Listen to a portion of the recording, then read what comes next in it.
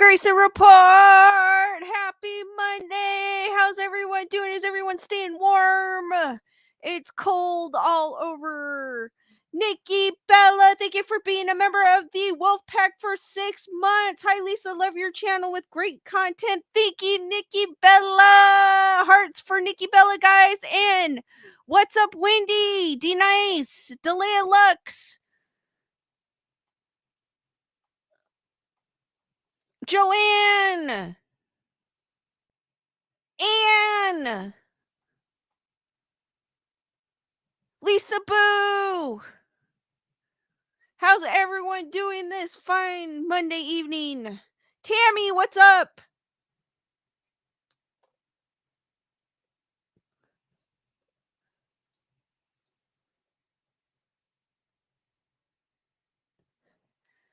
Lisa Boo with the yay, made it to the live. Deb, what's up?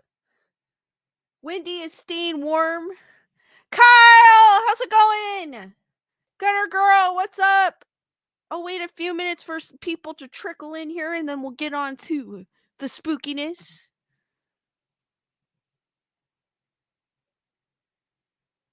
How's everyone's Monday going? While we wait a minute or two for people to trickle in here.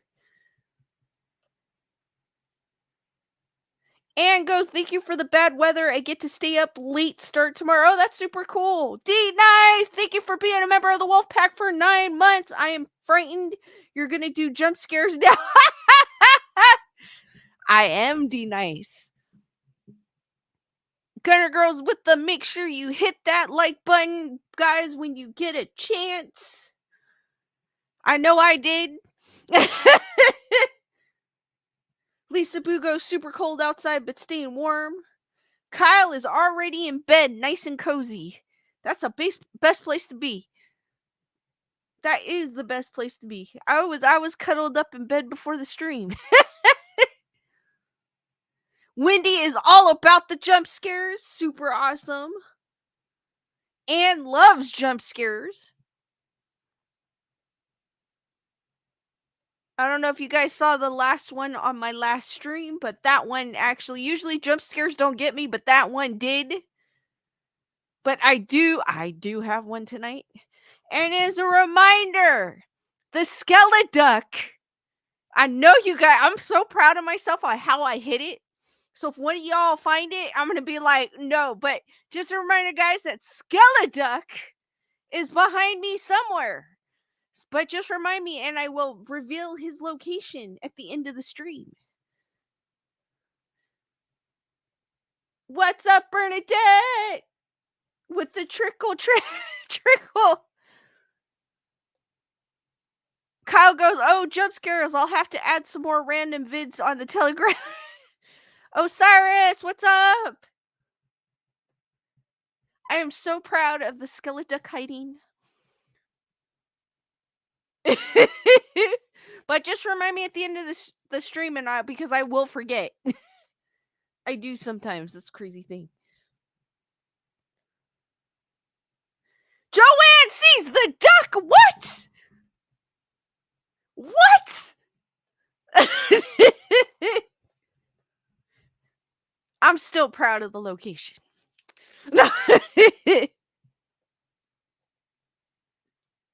All right, guys, we are going to get into... Well, I mean, I'm kind of giving it away because I'm saying jump scare of the night. But it may still get you. Something new I'm going to start. Diane gave me the idea. So we are going to do the jump scare of the night, ladies and gentlemen. And this one is courtesy of TikTok. Bernadette goes, glad I have my power back on in time for you. Been without power half the day with... Dang, Bernadette, I'm glad you got power back. That is crazy. Chris, what's up?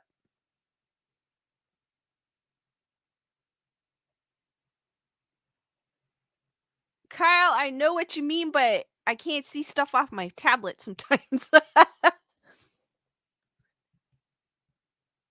Because I use my tablet for the chat, and sometimes I can't see it.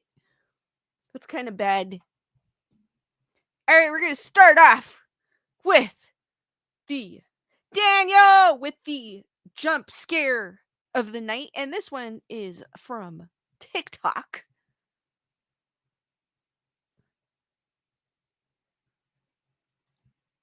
Kind of had to look quick. May not be the best one, but I thought it was kind of cool because it kind of got me. I was kind of like this. So there you go. Oh, Yeah. Good boy. Good boy.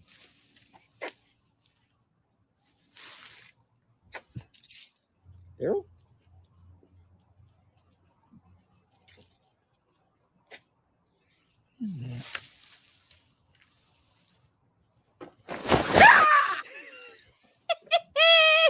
Yeah. Good boy. I'll play it again, guys. I'll play it again.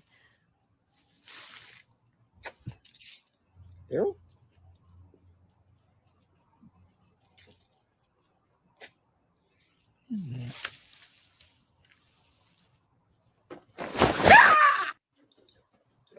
So guys, what did you think of that jump scare? Didn't I said that one made me fart? What? Carbon Matthew, what's up? What's up, Carbonized Stardust? I haven't been jump scared since the raptor jumped out from the giant test tube in Jurassic Park 3. I'm on to you, Hollywood.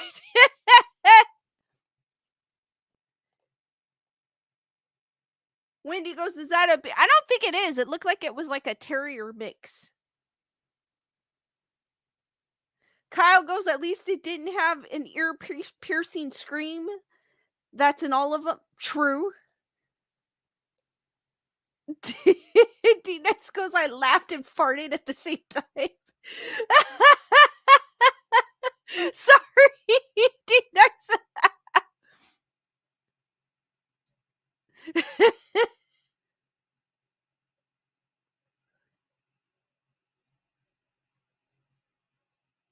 Bernadette. Matthew goes, I remember the commercial looking at a car, then a zombie jumps up at the screen. Daniel's like, TMI.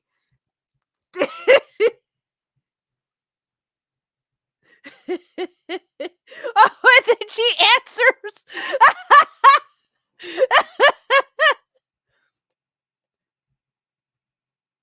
All right, that was the jump scare of the night.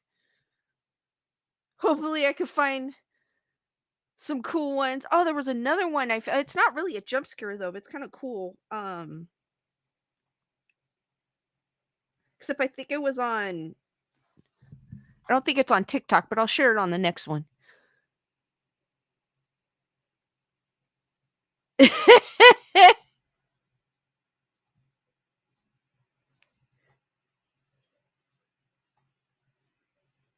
All right, guys.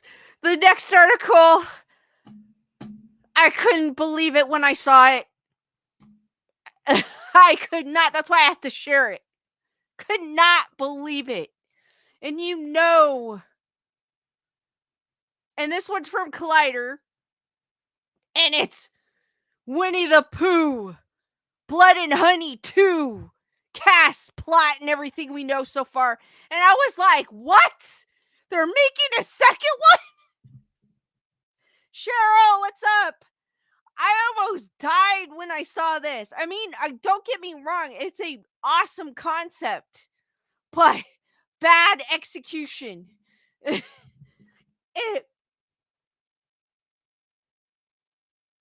I was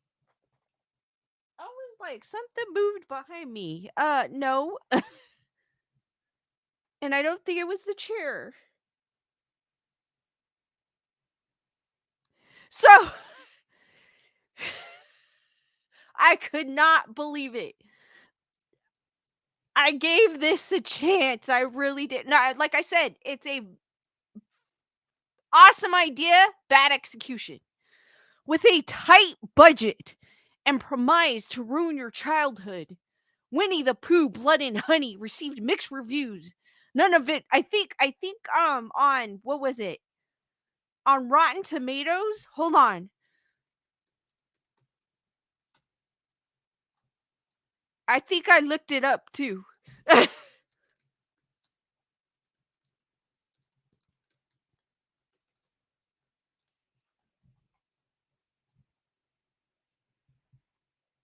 Hold on. What was the score? All right. I'm going to switch screens for a second so I could show you the score.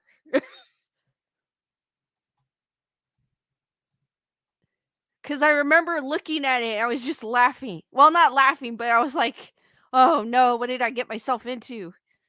So, on Rotten Tomatoes, it got a 50% audience score, and it got a 3%. so, so the fact that they're making a number 2 just blows my mind. Wendy's like, nope, nope, nope. Yes, I did, Kyle. I talked about it. The Steamboat Willie, I talked about it. I think not last stream, but the stream before it. So, none of which slowed down the box office success. So there was a box office success with this movie.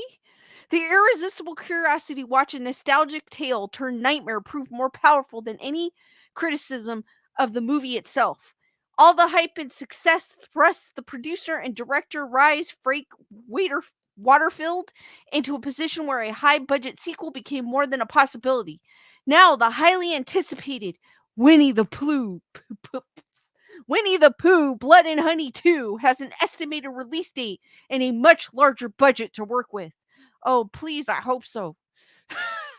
at least refine it.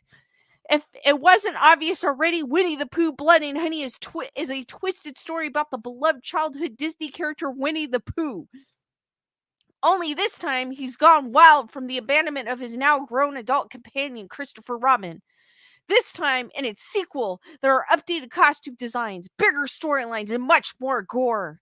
We can expect an expanded character base with more people to slay, and rumors suggest that our murderous teddy bear will finally leave the 100-acre wood. There are high hopes that this time Blood and Honey 2 won't just be a gimmick that draws the attention of morbid curiosity, but a full-fledged slasher horror movie that will terrorize honest audiences worldwide.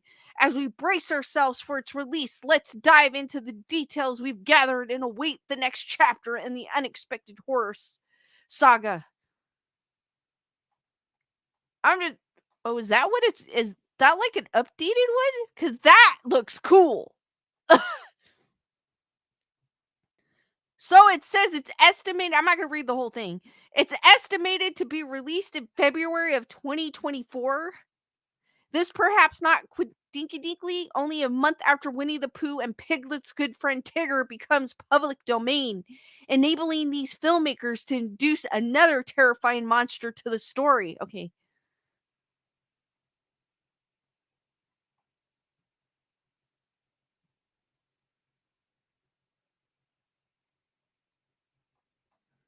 I'm kind of just like,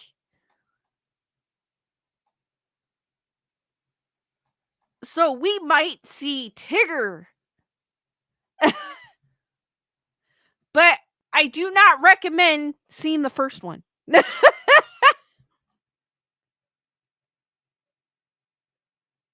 Wendy goes, Pooh won't ever leave the 100-acre wood.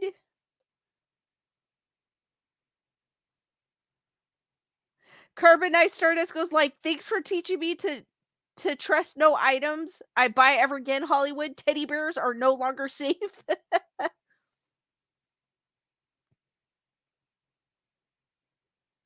Delay Lex goes, Freddy is Pooh on. You know what it really looked like? It looked like in the first one. So the fact that they're seeing updated costumes, thank goodness. It actually just looked like a person wearing a Pooh costume. That's what, like a demented Pooh costume.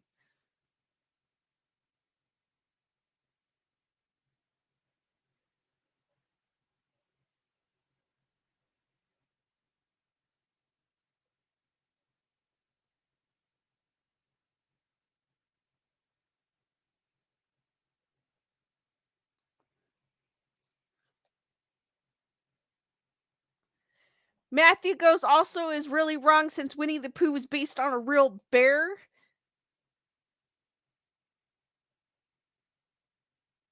I just hope, I mean, I will give it a chance.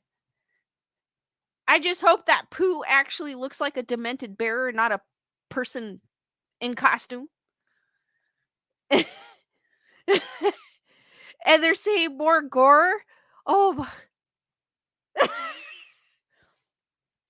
I mean, I'll take a gander, but with the second one, after 5 minutes, I'm not gonna sit through it.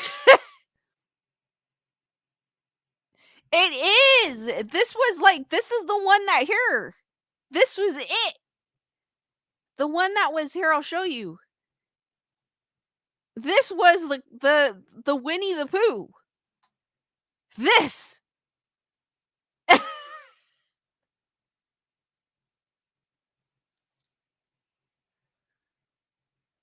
Cheryl King goes, why can't they leave things alone? I don't mind if they twist things up a bit, but like make it good.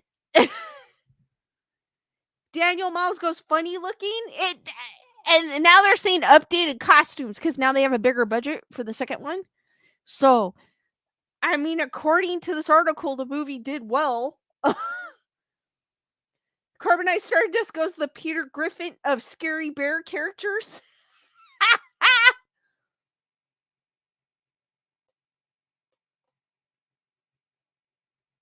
Matthew goes, you could say that costume is a really big pile of poo. D Nice goes, I just wish Five Nights at Freddy was M or R. Carbonite Stardust goes, I think I said that already. The Peter Griffin is Scary Bear characters. D Nice goes, that looks like a potato. Gunner Girl goes, that looks like a pig, not a Pooh Bear. No, he doesn't talk because if the storyline is Christopher Robin leaves him to go to college, and because they weren't able to fend for themselves, they became this. They weren't able to fend for themselves, so they kind of went mad. And he stopped talking. Lisa Bugo's plastic surgery gone horribly wrong. Yes.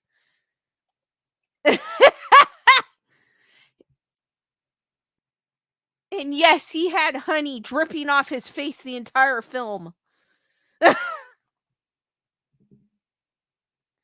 Daniel goes, he looks related to the Chainsaw Massacre family. Possibly, except he has ears.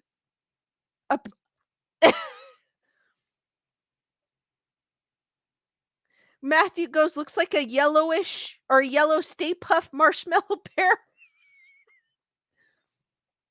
Cheryl King goes, weird looking Pooh. Wendy goes, Christopher Robin would never leave Pooh. In this movie, he did. And then he brings back his fiance because he wants to introduce his fiance to Pooh and the gang, but he doesn't realize Pooh and the gang went rogue.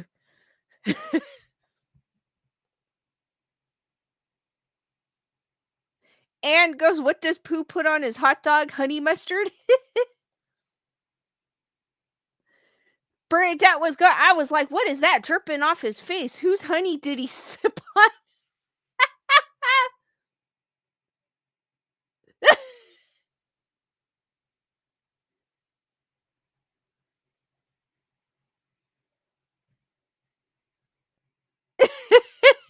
That was just bad. It starts off good, then it just goes downhill after that. Delay Lex goes, how does he fix hair with a honeycomb? Kyle goes, I'm all for introducing new horror characters, but some ideas are left to Asylum. Shelly, what's up? Pooh and the Gang, wasn't that a band? It sounds familiar, I'm not sure. Daniel goes starting to look like Shrek. You know what? Come to think of it, yeah, but yellow.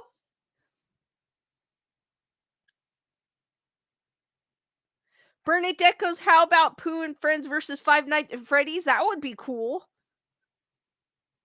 Cheryl King goes, is Pooh the only one who goes rogue? No, he has Piglet with him.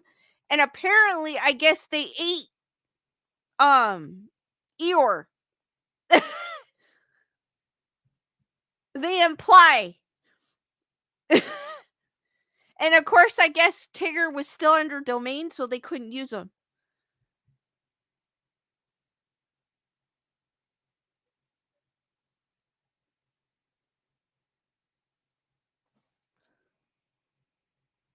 Nerd report in the house. Gunner Girl goes, yes, it was a band in the 70s. Leonard goes, that's not Pooh. Carbonite Stardust goes, what did they do to Tigger? Tigger was kind of implied in there, but I guess according to this article, he's still under public domain, but he's supposed to come off a public domain. So Tigger will possibly be in the second one.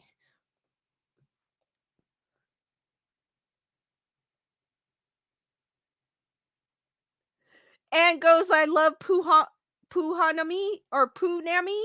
What? Pooh Nanny. That does. Anne. That's his grandmother.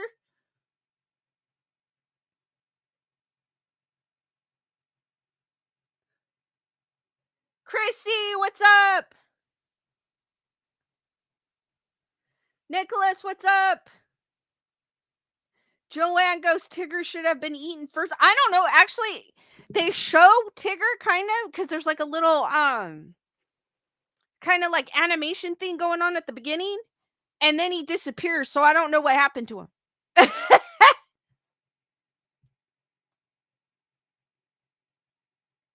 Matthew goes, if there was ever an gloomy day for Eeyore, it's when that happened to him. Exactly.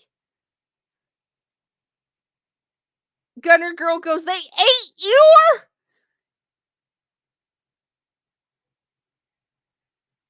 Rabbit was in there too somewhere, but they didn't really mention Rabbit. So, but I'm hoping they update that, and then maybe I will give it a chance. Bernadette goes, not Eeyore, he's my favorite. He's mine too. I was like, no, I like Tigger too.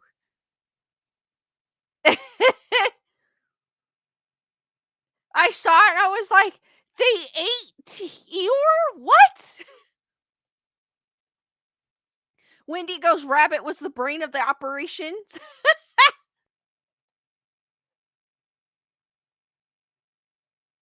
Yes, they did. It doesn't show it, but they imply it.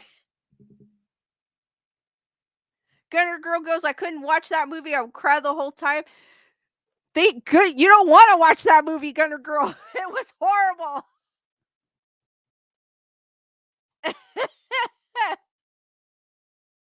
I mean, it does have its slasher moments, but it was just bad. It was really bad. Kyle goes, Rue is the Norman Bates of the group. Carbonite Stardust goes, he's not even the edible farm animal. That's Piglet. Yes, Piglet. Before I go on to the next one, we got to show Piglet.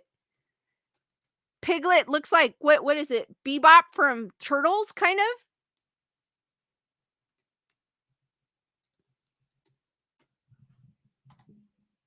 Oh, no, Bebop, I think, looks better.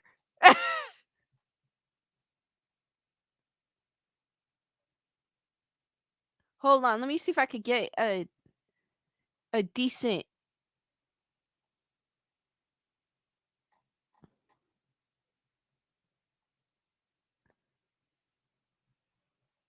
I mean, I guess this is the most decent one I could get. But kind of looks like Bebop, kind of doesn't. But this is Piglet. Fr-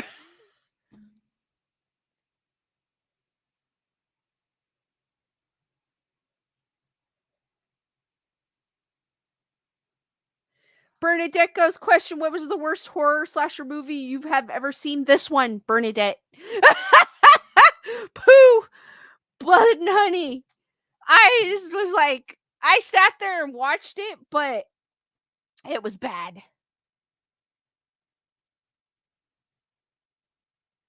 Sabrina goes, Rabbit was always annoyed by them. He needs to be fighting the group all militarized. Logical Spock, what is up?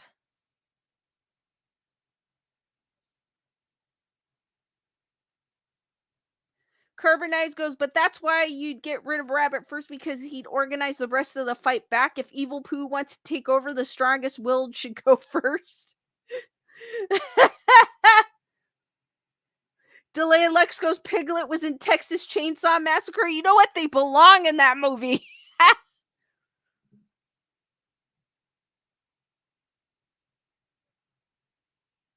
Matthew goes, can see Gopher whistling while chowing down on someone. I mean, if they improve the storyline and if Pooh looks a little bit better, then maybe I'll give it a chance. Maybe, or I'll watch the first 5 minutes.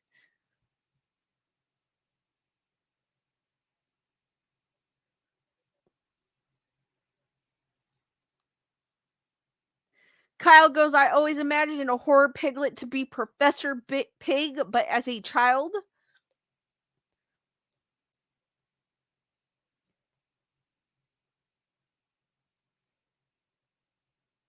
Joanne goes, Piglet would be the tastiest.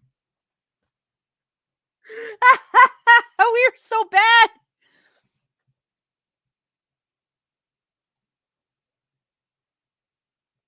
No, it starts off great. Like I was saying, like they start off with Christopher Robin. Like they start telling the story, but then he left and years went by.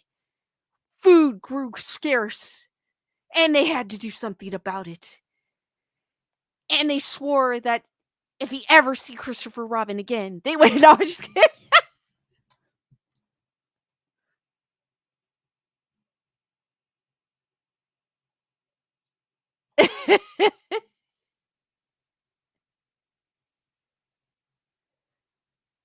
And that's when something went terribly wrong. All right. That's kind of how that's kind of how it was. It turned dark. All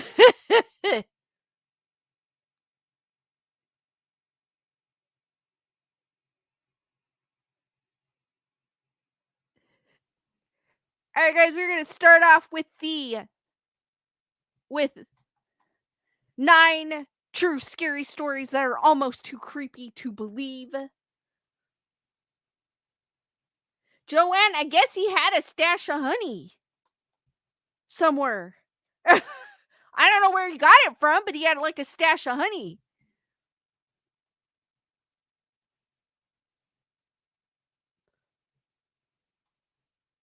So this one's from All That's Interesting. And it's 9 true scary stories that are almost too creepy to believe. Whether it's ghosts, UFOs, or monsters, these creepy real life stories represent the scariest tales from the annals of human history. While horror movies can surely leave us terrified, it's the true scary stories from history that truly burrow into our brains and stay there. From true crime to the paranormal to the just plain eerie, the real life creepy stories are the ones that provide a lasting freight that fictional ones cannot.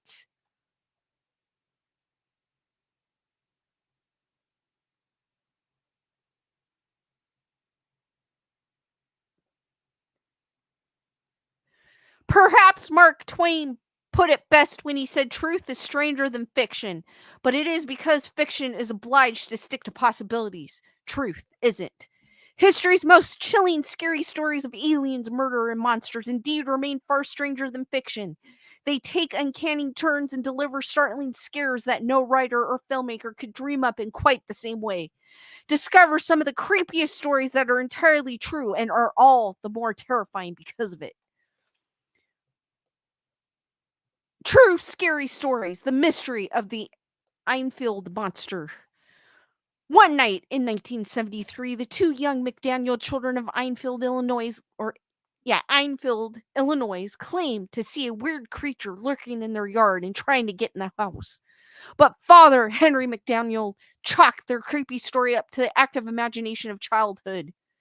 Thank you, Gunner Girl, for the super sticker. Hearts for Gunner Girl, guys. Thank you, Gunner Girl, for the support. And it's a cute corgi sticker.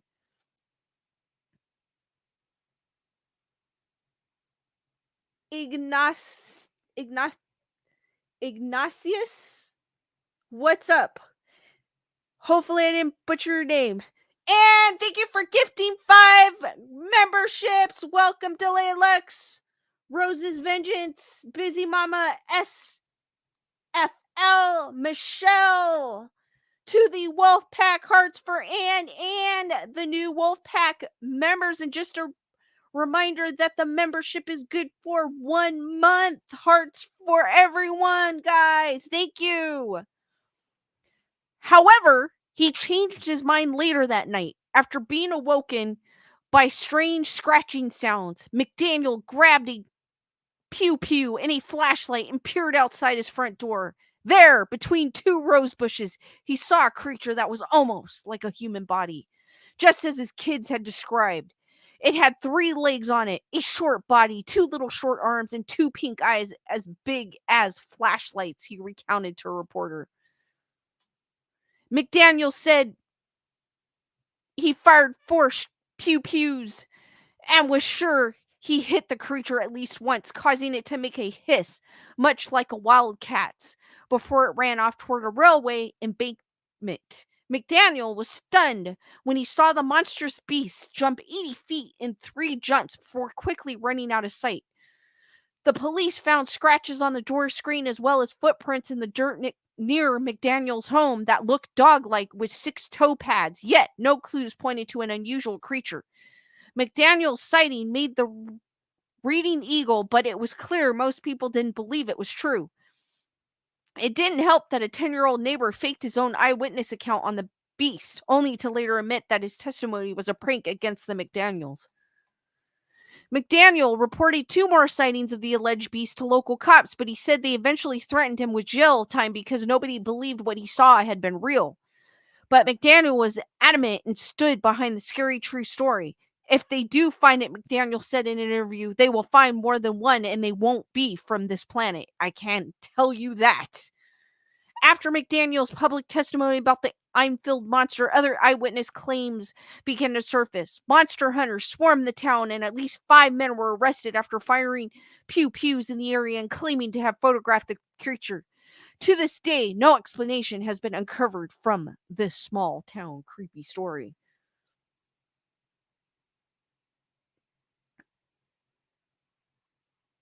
Leonardo goes, da da da!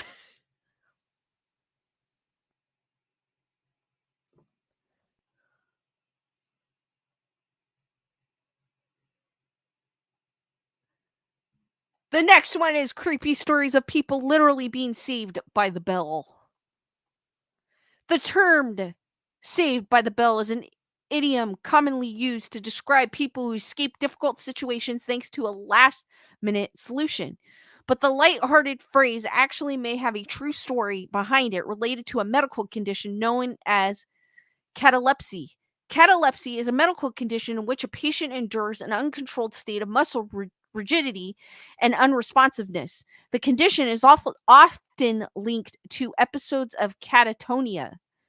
Although the disease is widely understood now, in the past it caused sufferers to be mistakenly buried alive. After newspapers reported on these tragic endings, writers like Edgar Allan Poe built similar incidents in his own creepy stories. The frequency of catalepsy patients being mistaken for dead people led to a string of quick fix solutions by doctor and gravekeepers, though many of these ideas created new horrors of their own. One well intentioned yet morbid solution was the creation of waiting mortuaries. In these hospitals for the dead, the bodies of suddenly catatonic patients were kept under observation for a few days to make sure they were actually dead. Waiting mortuaries were well stocked with food, wine, and cigars in the event that a patient would wake up. Another more gruesome solution to avoid burying those who were still alive was to perform examinations to test the deadness of the patient. People thought to be dead had their fingers hacked off or endured smoke being literally blown up their butt. This assumption was that if the person didn't wake up then, that meant they were unequivocally dead. Otherwise, the procedure was used to revive those who were on the edge of death via tobacco's supposed restorative properties. There were only imagine waking up and having smoke. I don't want to think of that.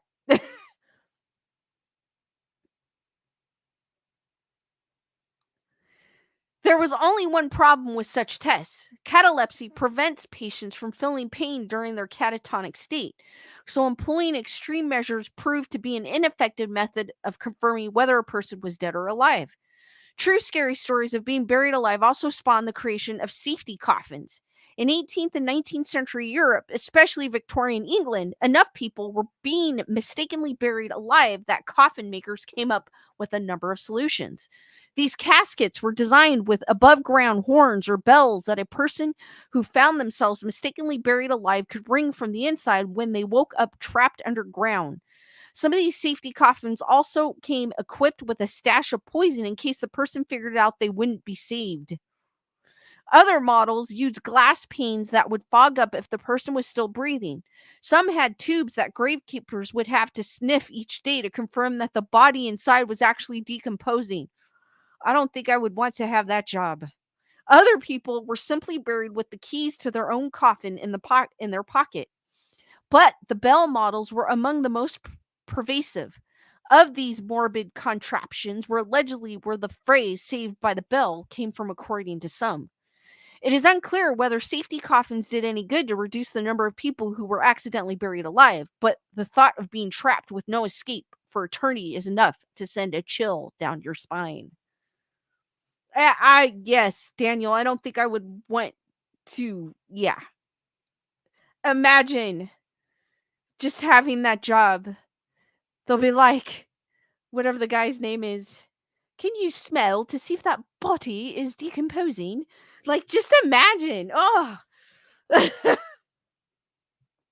Joe, exactly, Joanne. What about checking for heartbeats? Maybe, maybe with the catalepsy, maybe that made you in a. Hold on, let me look that up.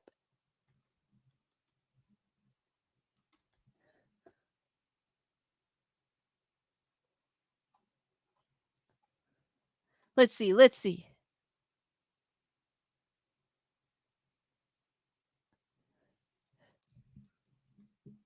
Let me see if it.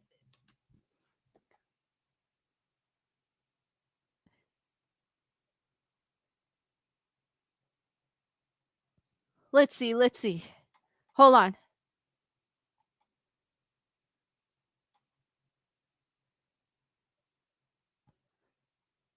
I'm wondering with that condition if you don't have a heartbeat.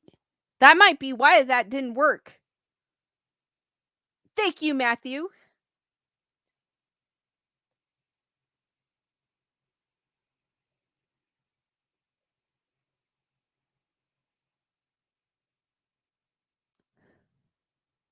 So I'm wondering if it's saying catalepsy is a condition characterized by inactivity, decreased responsiveness to stimuli, and a tendency to maintain an immobile posture. Often the person's vital signs, such as breathing and heartbeat, drop to very low levels, so they are nearly undetectable, even by doctors. So checking for a heartbeat would not have worked at all. So that was why they did not use that, because it went to very low levels that they could not tell if the person was living or dead, which makes sense. Joanne goes, or don't bury for a couple of days to see if it's decomposing. True. True.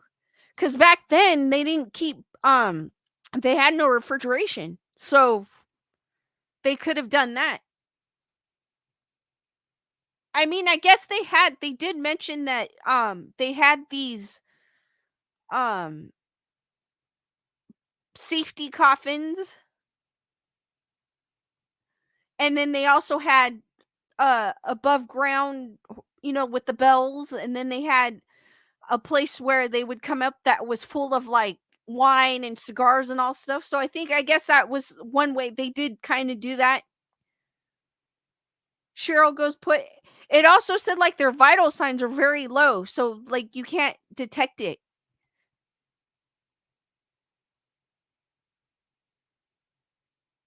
Leonard goes, zombies! Yes!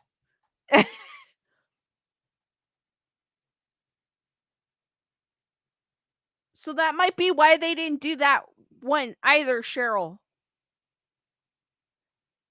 Joanne goes, there's not much room in a coffin. Just imagine waking up and you're in a coffin. Whew.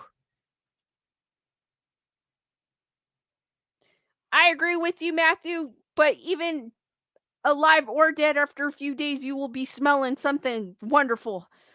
I do agree. It Daniel Miles goes, I've seen a movie like I've seen where they had the bell. Um and I've seen it too. The Unexplained number station.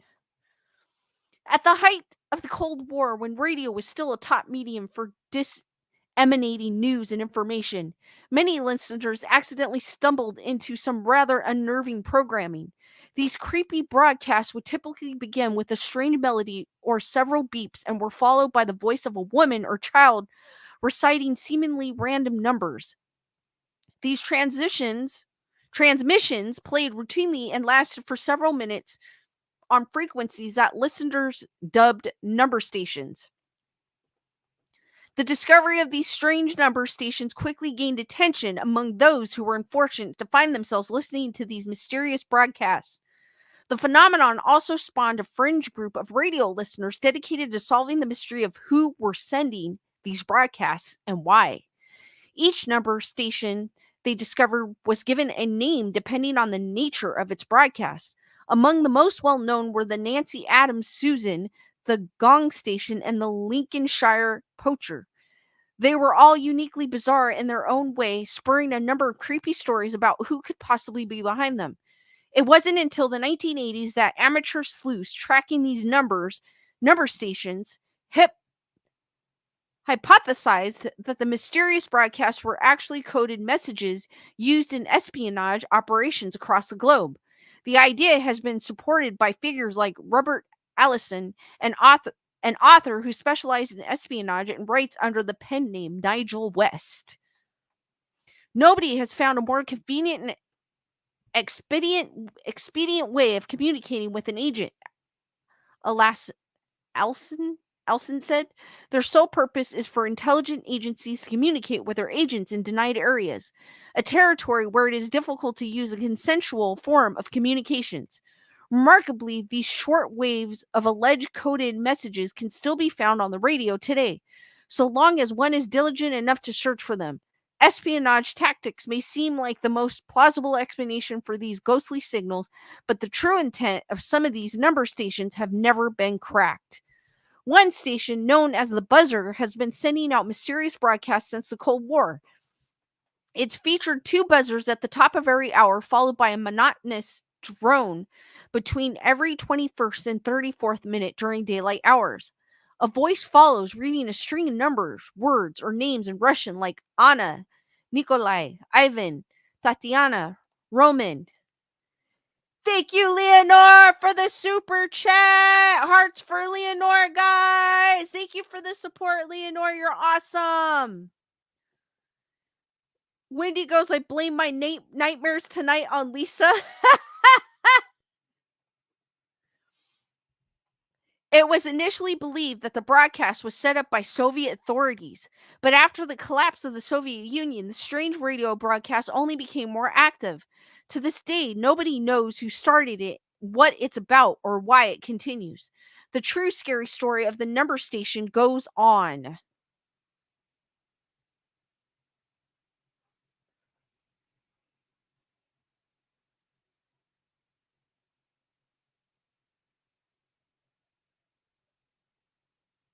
Chris goes, zombies are boring nowadays. D Nice goes, or waking up at the morgue. Yes, that too. Nope, nope, nope. Joanne goes, somebody knows. Somebody must know because if they were broadcasting it.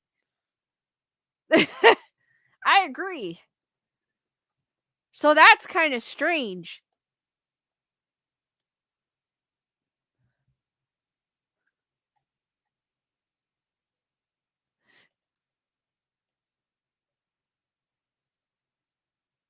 Scary stories of the Hotel del Salto, Colombia's cliffside S Palace. Seekers traveling to Colombia will likely be attracted to the true scary stories surrounding the Hotel del Salto, a former hotel turned museum purported to be one of the most haunted places in the country. Hotel del Salto, which translates literally to Hotel of the Leap, has allegedly been haunted since it was first constructed as a mansion in 1923. It was designed by architect Carlos Arturo Tapias, who was inspired by the French architectural aesthetic that was popular during the time. Its location overlooking the famous Tequendama Tequendama Falls gave the mansion breathtaking views. But according to some creepy stories, the falls may also be the source of its alleged hauntings. The mansion was the scene of many lavish parties and by 1928 was turned into a popular hotel. But then the horrific tragedies began. Hotel patrons unexpectedly leaped to their deaths out of their windows. At least one homicide took place there when a guest brutally murdered a young socialite in one of the rooms, splattering the walls with her blood. What? Meanwhile, guests of the notorious Hotel del Salto claimed to witness spooky apparitions that appear around the hotel at night, including the ghost of the murdered socialite.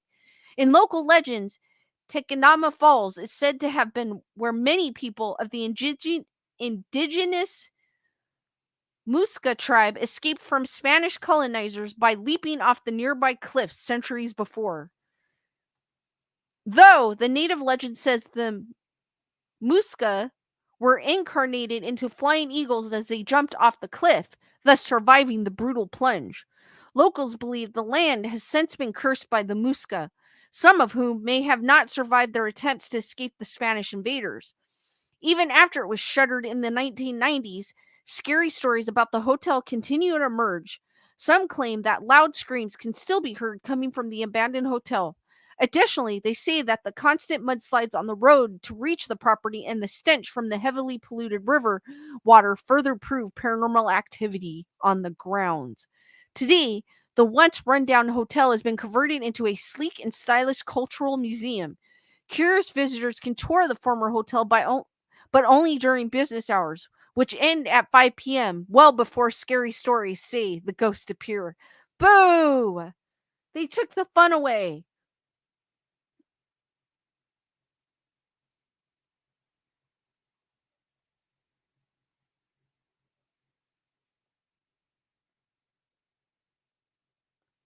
Matthew goes, it was aliens.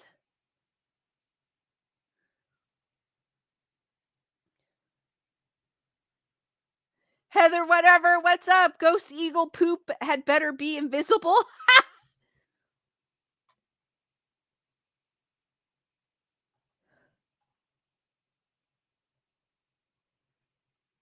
Hold on, I actually want to go back to that one because that hotel is beautiful.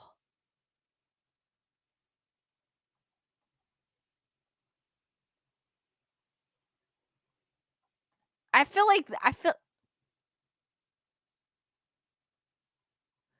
that is a beautiful building.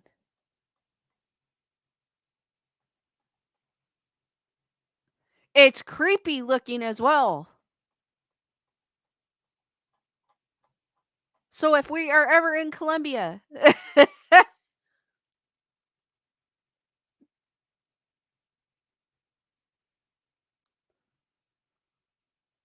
terror of Operation Wandering Soul. If there's anything more effective than physical weapons to defeat enemy soldiers in war, it's psychological terror. That's just what US troops employed during their invasion in the Vietnam War. In Vietnamese culture, giving a proper burial to a loved one in their birthplace ensures their contentment in the afterlife. If not, it is believed the deceased soul will wander aimlessly as it tries to find its way home. U.S. forces in the Vietnam War were aware of this belief and took advantage of it to cause terror, knowing that the Vietnamese people were worried many other soldiers would die far from home and unable to be properly buried. U.S. forces employed a freaky psychological scare tactic known as Operation Wandering Soul. The 6th Psychological Operation Battalion, 6th PSYOP, of the U.S. Army broadcasted disturbing moans of disembodied voices throughout the Vietnam jungle where the battles took place. These fake tapes were played on a series of loudspeakers or dispatched from overheard planes. For many Vietnamese soldiers, hearing the cries of supposedly lost souls piercing through the dark was nothing short of terrifying. The scare tactic was inspired by the Ghost Army of World War II, a unit of inflatable tanks and personnel carriers used to fool German intelligence forces into thinking the Allies had more troops and tanks than they actually did. These hair-raising messages that played in the Vietnam battlefield successfully convinced many nervous Vietnamese soldiers that their fallen comrades were sulking invisibly among them. Many of the fake ghost messages recorded were created with the help of South Vietnamese allies and voiced pleas to the soldiers to give up the fight. My friends, I've come back to let you know that I am dead. I am dead. Don't end up like me. Go home, friends, before it's too late. The tapes were convincing enough to send hundreds of men fleeing from the mountains. Of course, not all Vietnamese soldiers fell for the spooky psychological operation. But even in the midst of the war, it still struck a chord. The soldiers who remained fired in the direction of the eerie voices, reminding them of the very real possibility of death that awaited them if defeated. Ooh.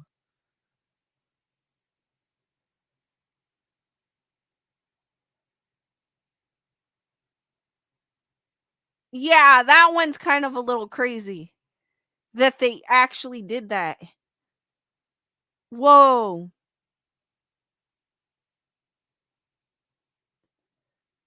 That's crazy. Heather, whatever goes, I didn't know this. I did not know that either. That's crazy.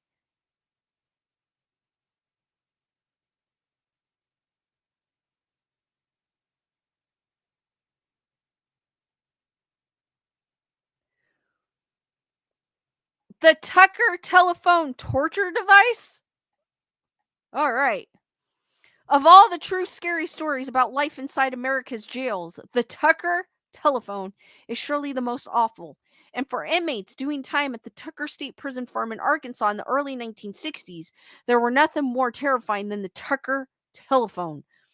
The Tucker telephone was a sadistic method of punishment frequently used on prisoners at the state prison, which is now the Tucker unit of the Arkansas Department of Corrections.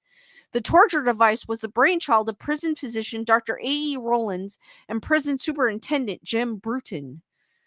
On its face, the device looked like an old crank telephone, but with the addition of an electric generator and 2 dry cell batteries, it became one of the most notorious torture machines in the history of U.S. incarceration. Hooked up to a source of immense electric power, the Tucker telephone functioned as an electric shock device attached to the private parts of victims. Inmates sent to the hospital rooms were strapped down to a table with 2 wires applied to their skin. The ground wire was wrapped around their big toe, while the hot wire, which the electricity ran through, was strapped to the inmates' genitals. Once the doctor turned the crank on the Tucker telephone, their victims were brutally shocked by torrents of electricity. Sometimes these torture sessions dragged on for long periods, known as long distance calls. The sheer barbarism of the punishment method was described in Tom Merton's shocking 1970 book, Accomplices to the Crime: The Arkansas Prison Scandal. In long distance calls, several charges were inflicted, of a duration designed to stop just short of the inmates fainting. Sometimes the telephone operator's skill was so defective and the sustained current not only caused the inmate to lose consciousness, but resulted in irreparable damage to his unmentionables. Tragically, many of the prisoners not only ended up with permanent organ damage, but also suffered from mental illness following the torture. But the Tucker telephone wasn't an isolated incident. A Newsweek report from 1967 revealed that prisoners were routinely beaten with paddles, had needles stuck under their fingernails, tortured with pliers, and punished using an electric chair. The brutality of the prison became so famous that the Tucker telephone eventually found itself depicted in the 1980 film Brubaker. Unfortunately, even after the torture device was no longer deployed against inmates, the Tucker telephone was repurposed by the Chicago Violent Crime Unit under Lieutenant John Burge to torture suspects in the 1980s. American interrogators abroad have also reportedly used the device to torture their captives. What?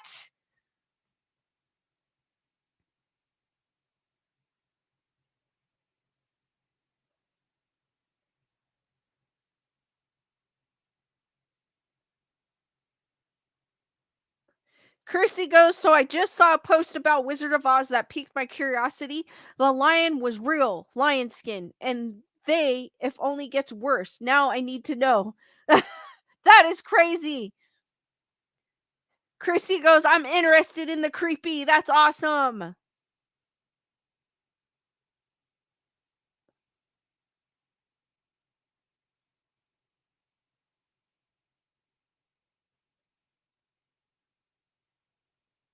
What, Daniel? I'm sorry to hear about that. My mother's ashes were fought over and not buried under the cedar tree, got slipped up and made into cross necklaces, and I didn't get one, but got her guitar. At least you got something, Daniel. That kind of sucks.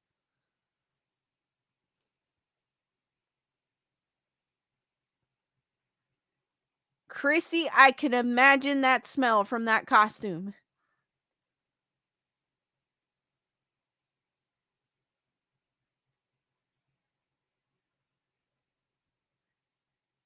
Oh, that's kind of cool. Daniel goes, I live across the street from mom's old house today, running a motel. It is nice. That is cool.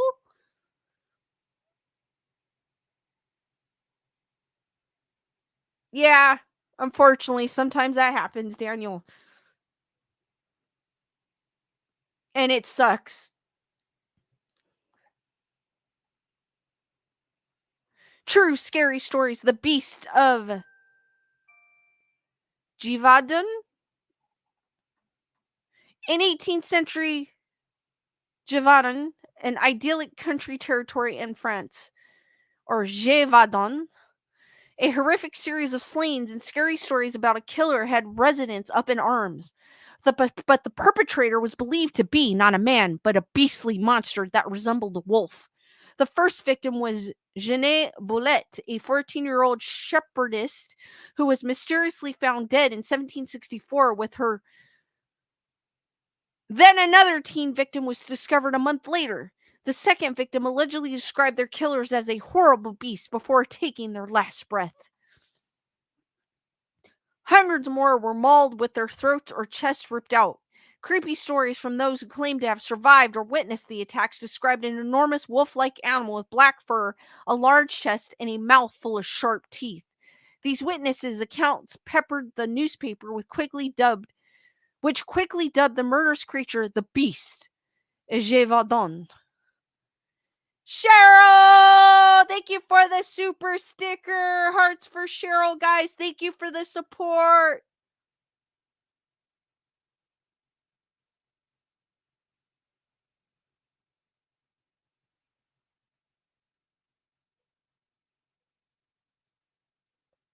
Daniel, that's super cool as long as you're happy.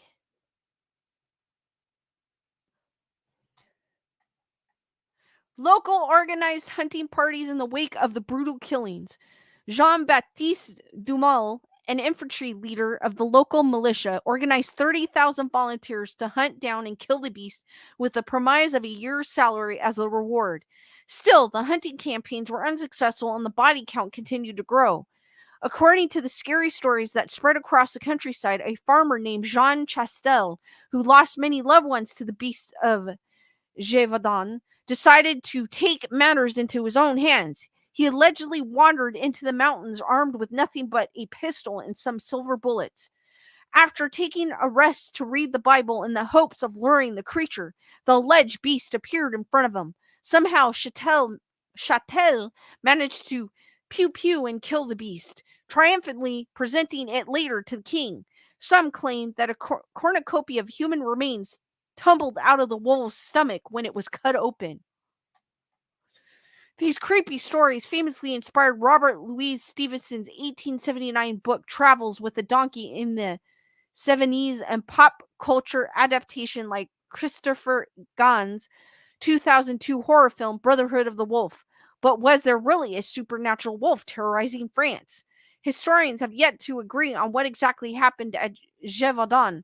Some say it was simply mass hysteria and the murderous pack of wolves or lions that likely caused the killings were exaggerated into a monster. Nevertheless, one thing remains clear. An estimated 300 people were brutally killed during that tragic period. Perhaps the true scary story is that nobody will ever know what may have caused those very real deaths. Thank you, Wendy.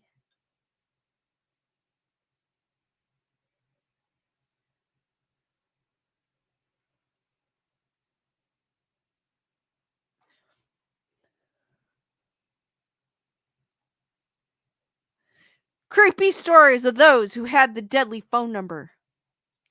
Some superstitions hold that certain numbers are bad luck.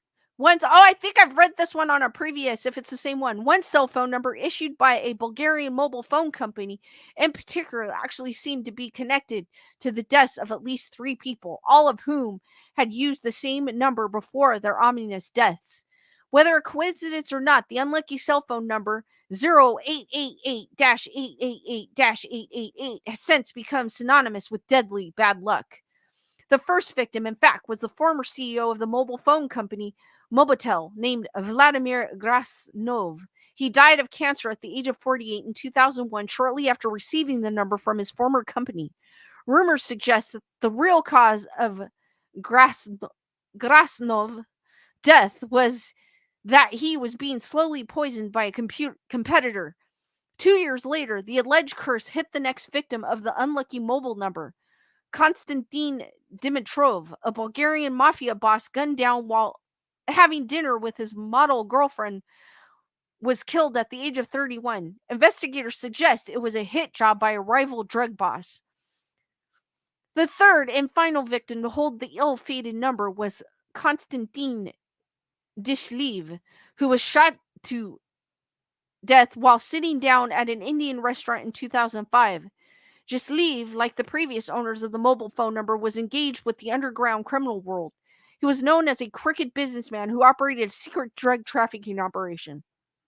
It might strike an observer of this true scary story that these high profile victims would likely have died with or without the number, particularly those who were entangled in drug trafficking. But the fact that all 3 men died within a 5-year period was enough for the mobile phone company to pull the number out of circulation. Yet, the creepy stories of the deadly number lived on to this day.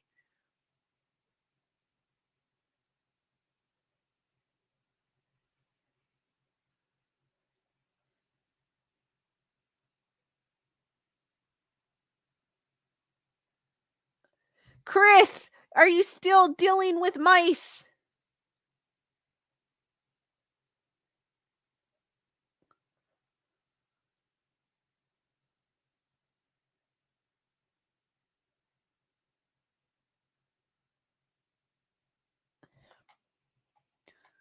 The 1969 Berkshire UFO incident.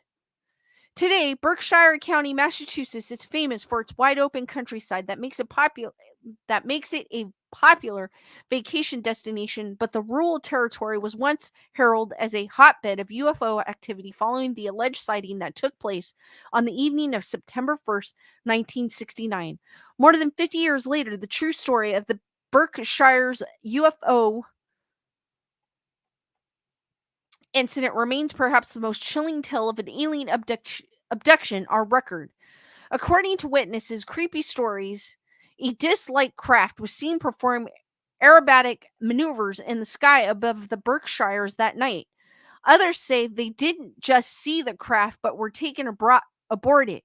It's unclear exactly how long the phenomenon lasted, but many who claim to have witnessed the Berkshire UFO described losing time, unable to count for an hour or so during the incident. Everything got really calm, said Thomas Reed, one of the most well-known witnesses of the 69 Berkshire UFO phenomenon. It was like being in the middle of a hurricane. There was like a barometric change in pressure. It was just like a dead silent. Then there was an eruption of crickets and frogs, and it got really loud, and that was it. It was estimated that at least 40 residents, including children who are now adults still living in the Berkshire area, saw the alleged alien aircraft. Some of them reportedly called into the local radio station to share the bizarre phenomenon that they had just seen. We had listeners call the radio station that evening, said David Eyes, general manager of local radio station WSBS. At the time, they didn't know it was a UFO. They just, called the station to say something bizarre had happened. The large number of simultaneous witness accounts during the UFO Berkshire incident has made it distinct case among alleged sightings in recent decades.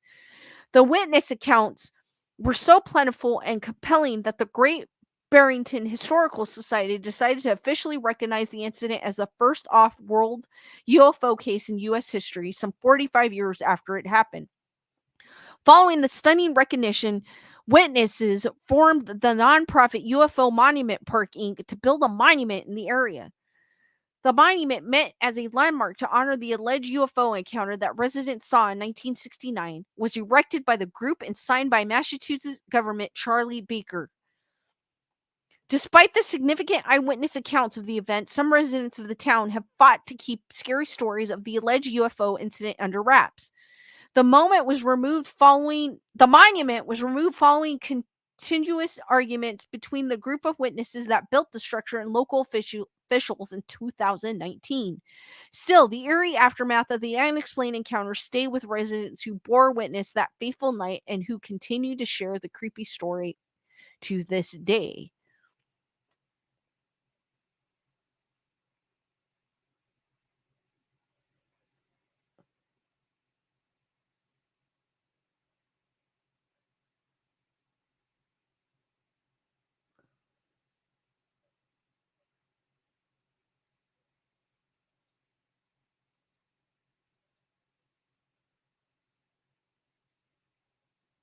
Tyranna, what's up?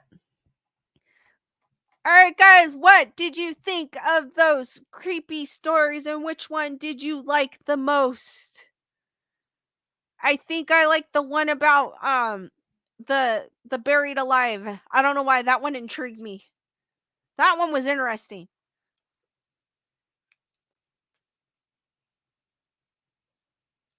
And maybe the one about werewolves, because anytime they talk about wolves, werewolves, beasts, that's kind of cool.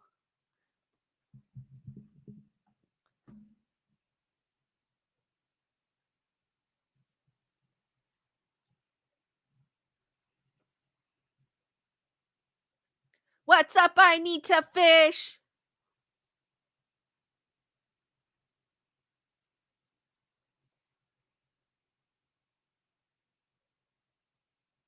But I think the one about, because I've seen the bells in horror movies, so that one that one was super interesting.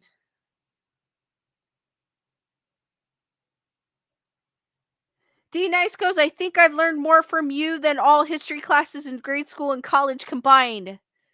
Wow. That's cool.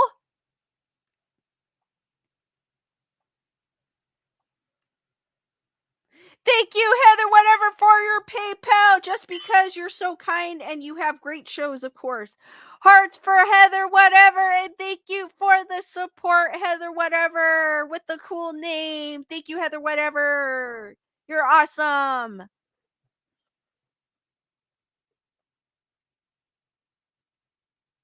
D Nice goes, the bell thing is interesting.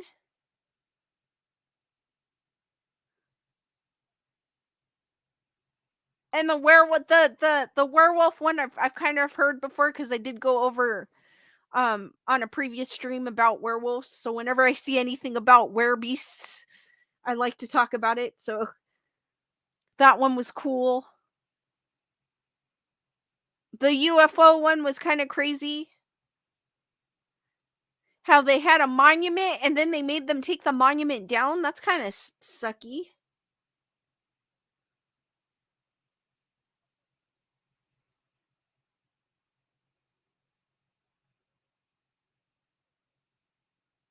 True. D-Nice goes, but like, what if the bell is a rat or a snake? And they're digging it up and there's this huge snake in there. They would think it was an omen or something, like a bad omen. That would be crazy.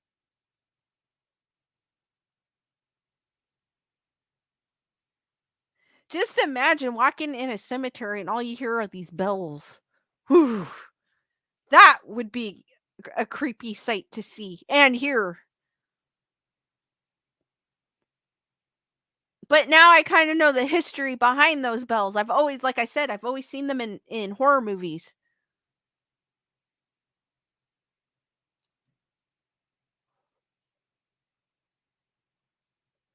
Heather whatever goes, snakes. I hate snakes.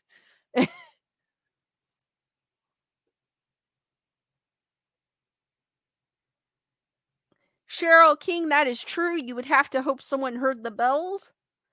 There's probably Rich, what's up? They probably had like a night attendant at the cemetery or wherever, the crypt or wherever or whatever they had, I should say.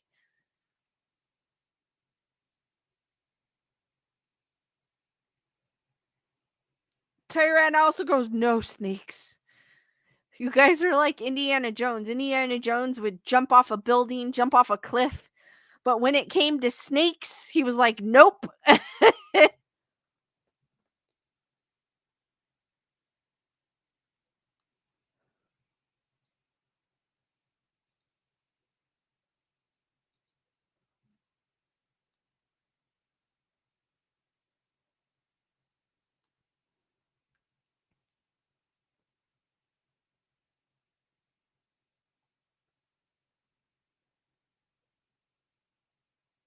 All right, you know how on my last stream I was talking about Xenu and how crazy that article was with Scientology? Well, I found another article explaining what Scientology is. And it's not from, because most of the articles I could find were from the Church of Scientology, and I did not want an article from them. I wanted an outside source because I feel like an article from them would be biased.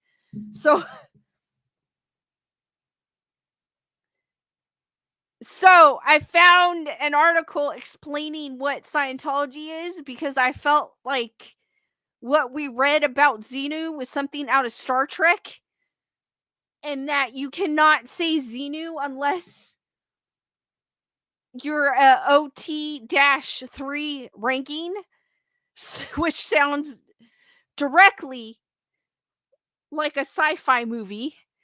So this one is from CNN because, like I said, most of all the other articles were from the House of Scientology, and I did not want to read those.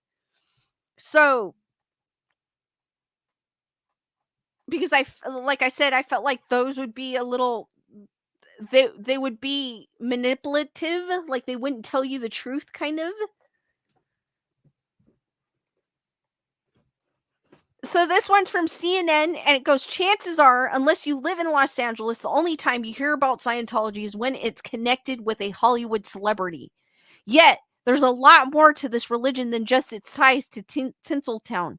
Scientology is probably one of the most successful new that they're for it. What? But this was literally the only article I could find.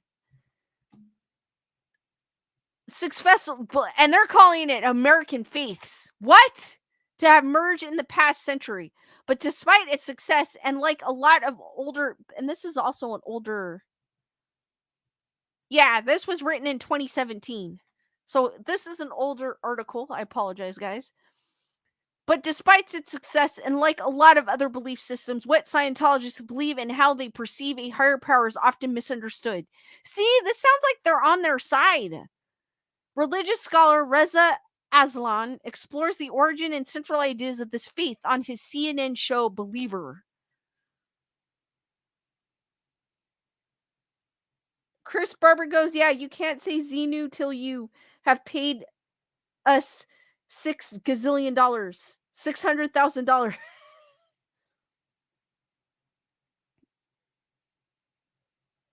D Nice goes, what happens if you said Xenu in the middle of the night in the bathroom 3 times with the lights out? I have no idea. Cheryl King goes, I went and found testimonies from ex-members. Very interesting. That it is to hear like their experiences in it. Rich Betty goes, isn't Xenu the demon that was in the fridge in Ghostbusters?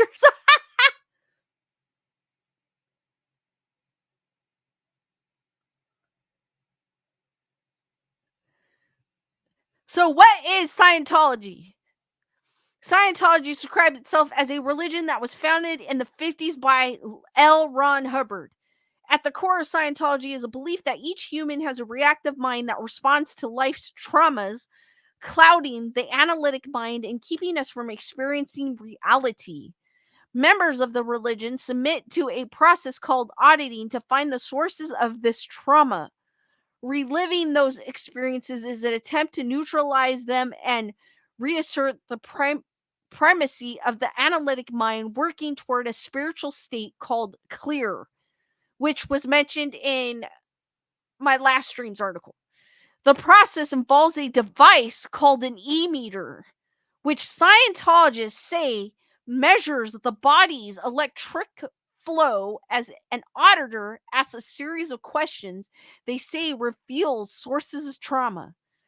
Auditing uses processes exact sets of questions asked or directions given by an auditor to help a person locate areas of spiritual distress, find out things about himself, and improve his condition, according to the Church of Scientology's website. See, they're getting from their damn website. And that's what I didn't want.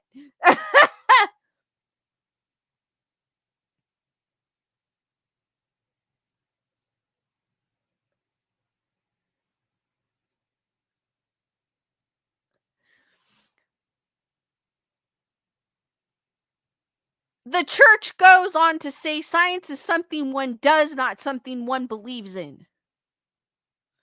Auditing purports to identify spiritual distress from a person's current life from past lives. Scientologists believe each person is a mortal being, a force that believers call a thetan. Okay, we're getting into the Star Trek stuff. You move up the bridge to freedom by working toward being an operating thetan, which at the highest level transcends material law, says David Bromley, a professor of religious studies at Virginia Commonwealth University. You occasionally come across people in Scientology who say they can change the material world with their mind. Bromley and other scholars say the church promotes the idea of an ancient intergalactic civilization in which millions of beings were destroyed and became what are known as body thetans, which continue to latch onto humans and cause more trauma. Yeah, Gunner Girl, I did hear about that. That Leanne, what's her name? Leah Remini.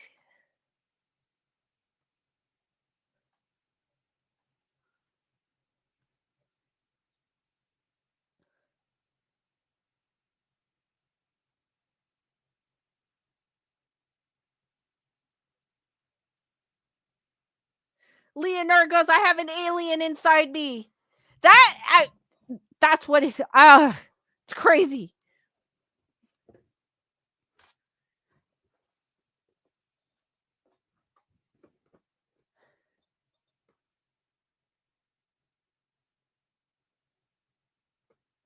Chris Barber goes, it never fails to amaze me what people will believe when you take advantage of them. Exactly.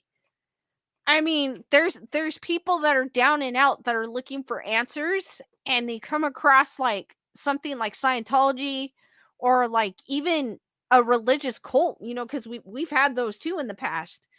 Um where they really where they were so involved with it that they believed what was being preached to them. So it's like same thing here. It's sad. It is. It's very sad, especially when you're at your lowest point and you're looking for the light. You know what I mean? You're looking for acceptance, and you're looking for just answers, and you get wound up in something like this or a cult or whatever it may be. It's terrible.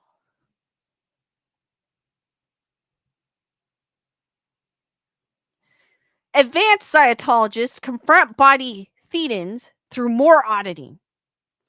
Bromley says the church discloses that cosmic history only to be more advanced Scientologists.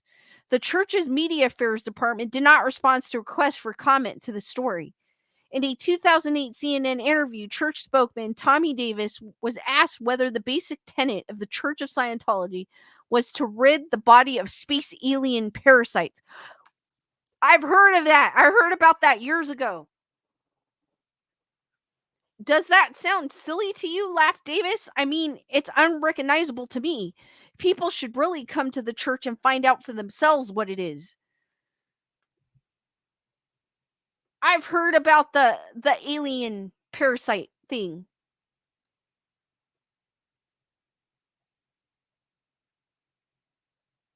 Wendigo's programming no doubt prey on the vulnerable. Chris Barber goes, that is what I don't like of religion. Same here. Same here, Chris.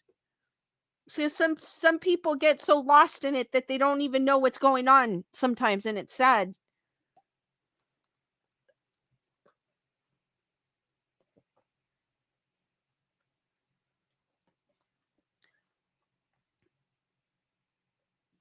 Who was L. Ron Hubbard? L. Ron Hubbard was the founder of Scientology, born in Nebraska in 1911. Hubbard was the son of a U.S. Navy officer who circled the globe with his family, according to Scientology expert J. Gordon Melton, a fellow at Baylor University's Institute for Studies in Religion, who writes about Scientology on the religion website Patheos. Hubbard attended the George Washington University in Washington, D.C., but left before graduating to launch a career as a fiction writer, gravitating towards science fiction. After serving in World War II, Hubbard published a series of articles and then a book on what he describes as a new approach to mental health, which he called Dianetics. His book by the same name quickly became a bestseller. The success provoked Hubbard to establish a foundation that began to train people in his auditing techniques. In 1954, the first church of Scientology opened in LA, and other churches opening soon after. Hubbard died in 1986. The church is now led by David Miscavige. Miscavige?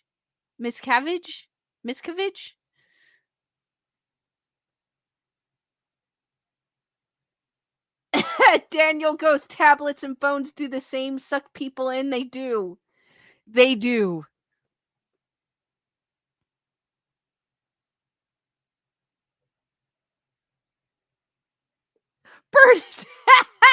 Bernadette! Why is the church so controversial? Many groups and individuals have challenged Scientology's legitimacy as a religion. Scientologists have faced opposition from the medical community over the religion's claims about mental health, from the scientific community over its claims about its e-meters, and from other religion groups about the status as a religion. It's part therapy, part religion, part UFO group, says Bromley. It's a mix of things that unlike any other religious group out there. For a long time, the Internal Revenue Service denied the Scientology's attempts to declare a church with tax-exempt status, but the IRS granted them the status in 1993. So you can thank the IRS for that one. Many members say the church is largely about self-improvement. What I believe in my own life is that it's a search for how I can do things better, whether it's being a better man or a better father or finding ways for myself to improve. Tom Cruise told Playboy magazine, individuals have to decide what is true and real for them. So I like how this article takes a quote from Tom Cruise from the Playboy magazine.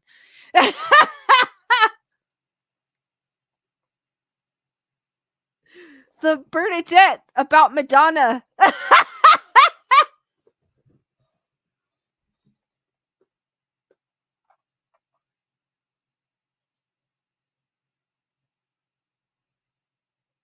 But I kind of agree with you on that one, Bernadette.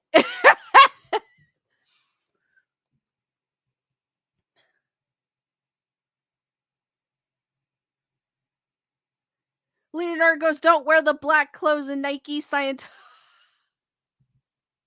Do you guys remember Hell Bob from years ago?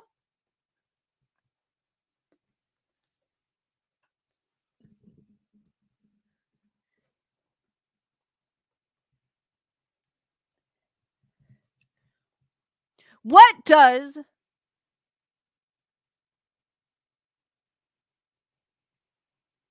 and with that, Leonardo, of course, because you did mention the black clothes and the Nikes.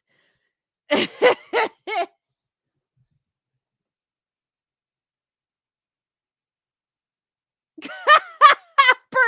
like an alien scene you for the first time.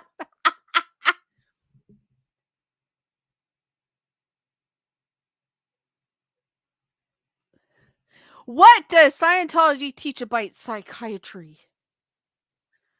L. Ron Hubbard rejected psychiatry and psychiatric drugs because he said they interfered with the functioning of the rational mind. Scientologists continue to promote that idea.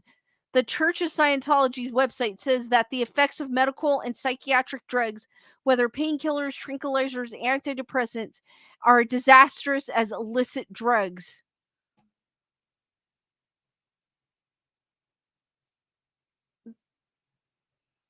I have no words for that one.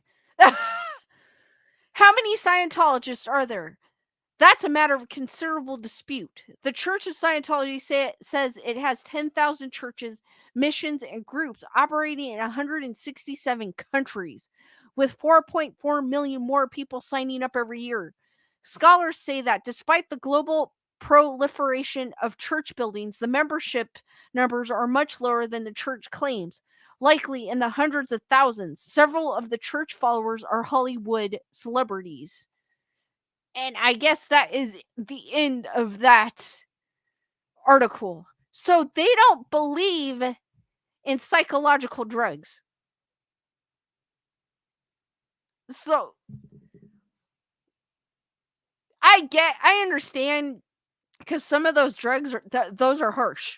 So I get it if someone chooses not to do it, but they don't believe in it at all. Like, whoa.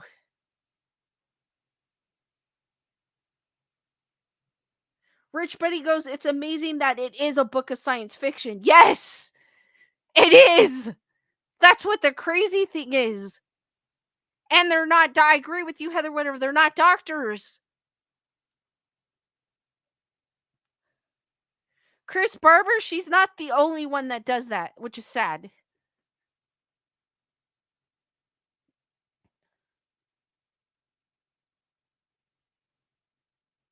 Bernie Dick goes no to Scientology and yes to Vibology from Paula Abdul.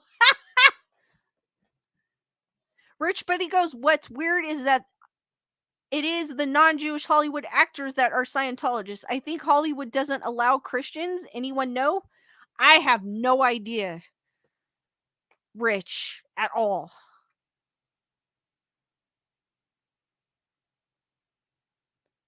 Gunner Girl goes, they don't even allow women giving birth to yell, slurring labor. Heck no, that's impossible. A man probably thought of that one.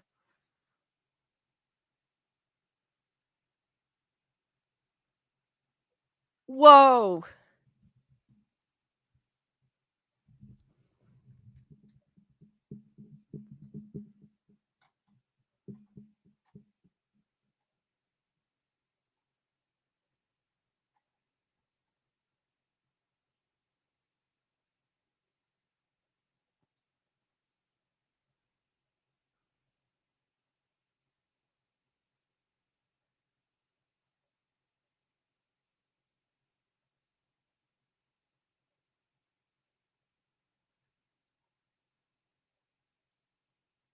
The auditing thing is crazy, though.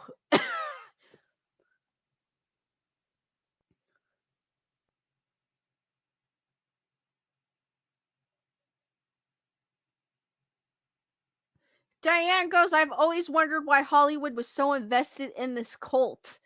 True. I don't see the appeal to it. Daniel goes, it draws a good crowd. It really does.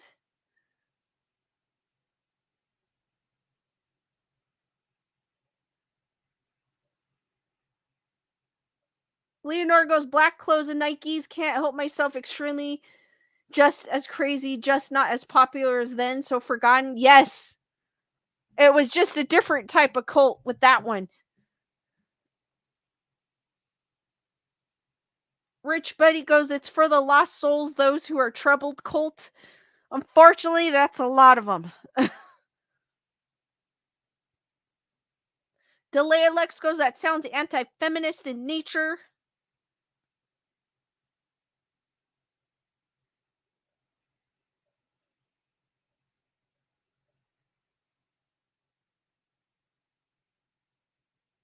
Chris Barber goes, I just can't see what they get out of it. True, I don't either. It's like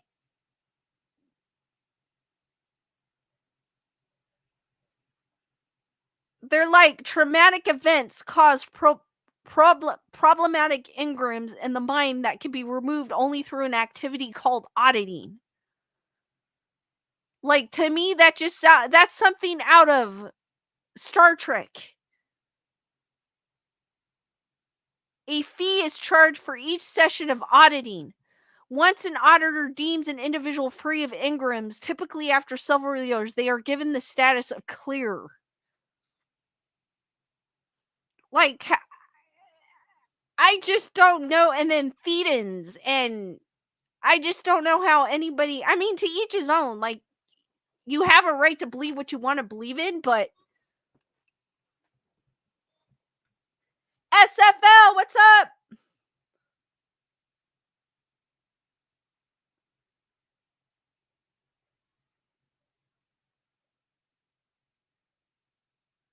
Leonora goes, poor peeps trying to find some reason beyond. First look into yourself. Very true.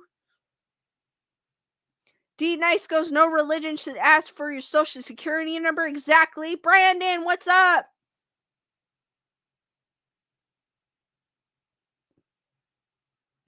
Matthew goes, Elrond got you suckers. Stole that Federation thing from Star Trek. Give me a second, Wendy. I'll recoup.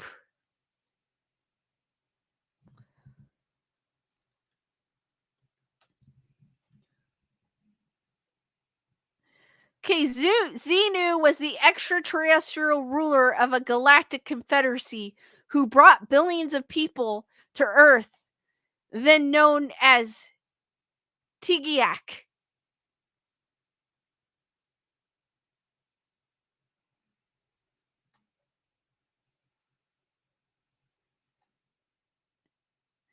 He is a dictator of a galactic confederacy of 76 planets who was captured in prison on Earth 75 million years ago after bringing billions of his people to Earth, placing them around volcanoes and killing them by using hydrogen bombs.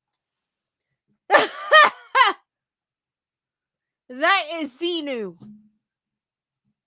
And they are not allowed to say it unless they are of ranking OT-111.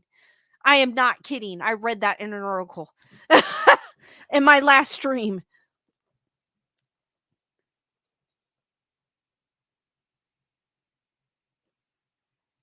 It's crazy. Chris Barber goes, what exactly was Elrond smoking? I have no clue. And like they said, L. Ron Hubbard was a science fiction writer. So it to have a religion based on the writings of a scientific author, science fiction author, is crazy.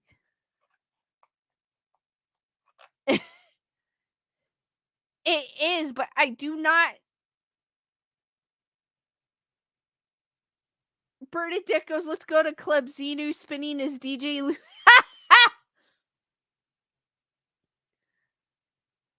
Well, it's far-fetched, it really is. Chris Barber goes, "In a bad science fiction writer?"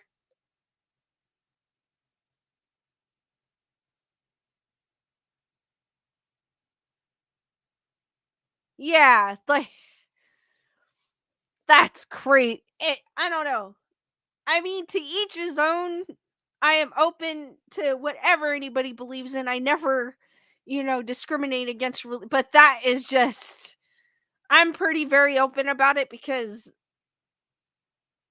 about religions and people's beliefs, like, I never try to force anybody to believe what I believe in, but but that is just a little far-fetched for me. Leonore, I've never read any of his books either. Diane goes, "He had to be on psychedelics when he wrote the exactly, like,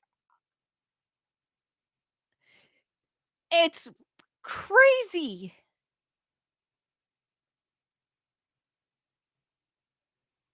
SSLF, we just talked about, what is Scientology, and Wendy had asked who Xenu was. So I'm just kinda going off of what I just read on that article. And earlier I talked about, 9 creepy, real life stories. Kyle goes, "I wanna get a dog and name him Xenu just so I can shout his name when he barks for no reason."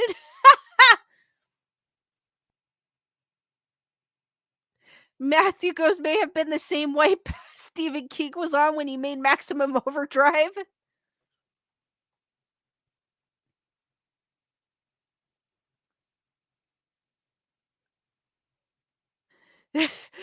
Leonora goes, "This dude was in some serious hell."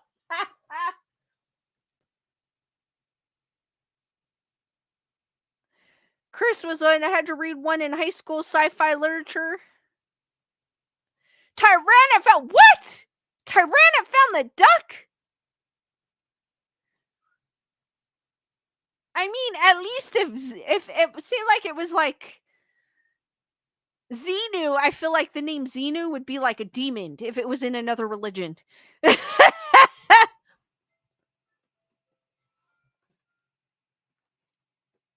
But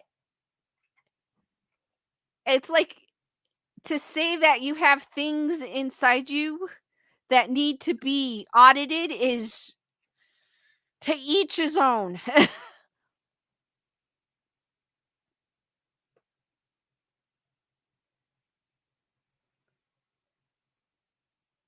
D Nice goes, "Xenu does sound like he does." So that's what I feel like he would be. He'd be a demon if it was any other religion.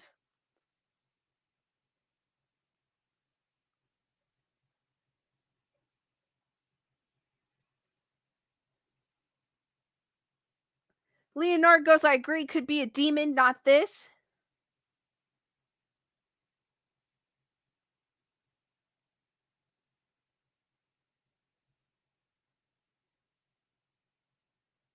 And having things inside you is crazy.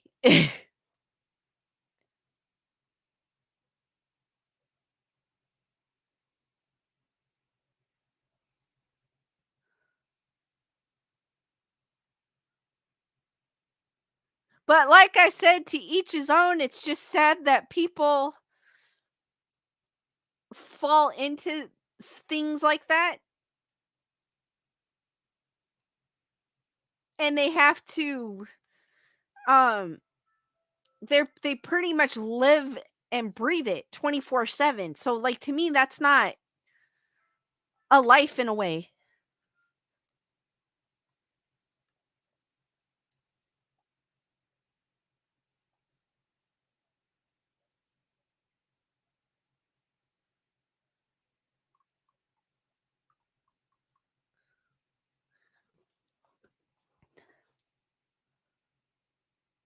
And as I was talking about on my last stream, there was a girl who grew up as a Scientologist, and she was seeing like they had a school that they would send him to, and they would work out in the fields, and it was like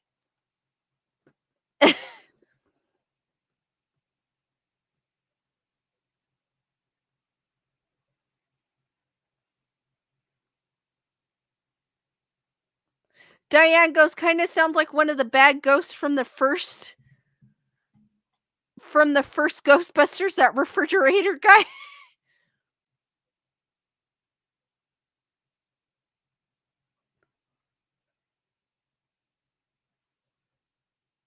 Yeah, like she had it's on YouTube if you guys ever want to check it out. I think it was like 60 Minutes Australia or something like that.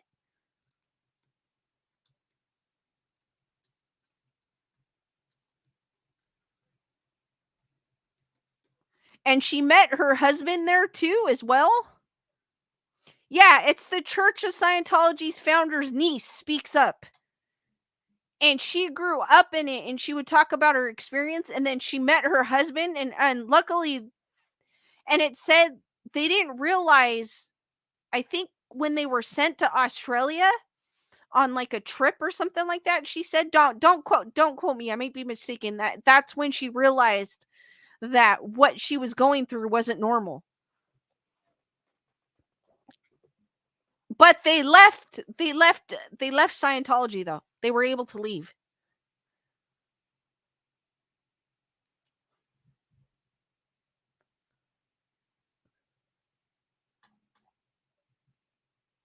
And she talks about her experiences, and I was like, and this is coming from someone that grew up in it.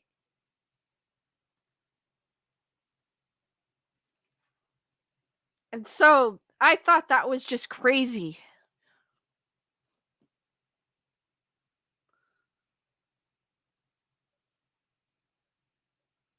Because I just happened to do a YouTube search one day and it popped up, and it's an interesting video.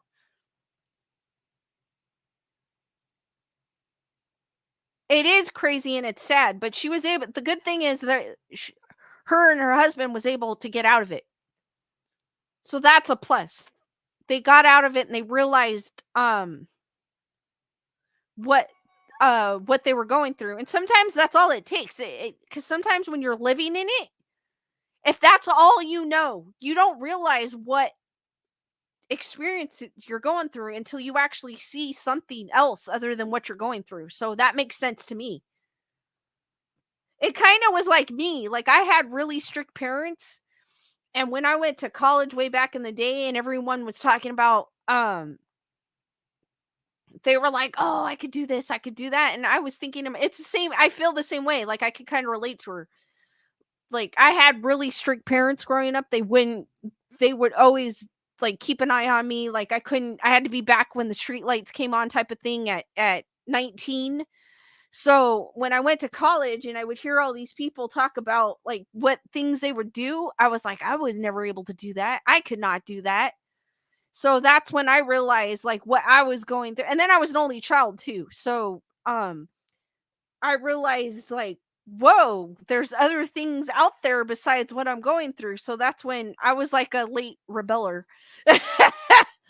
But I can kind of relate to her on that sense. Bernadette goes, they basically signed their life and freedom away with them. Sad 1 billion-year contract. That's crazy. It is. It's what I heard. That's what I heard.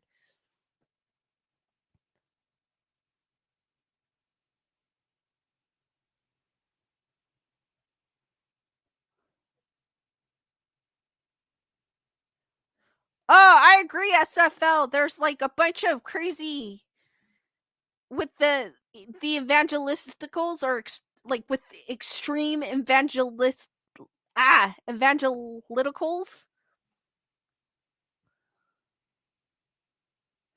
Thank you, Gunner Girl.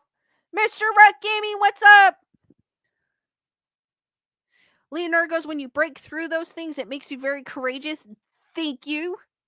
True. Not thank you. I don't know why I said, you know why? It's because Wendy Marino said thank you underneath your comment. That's true.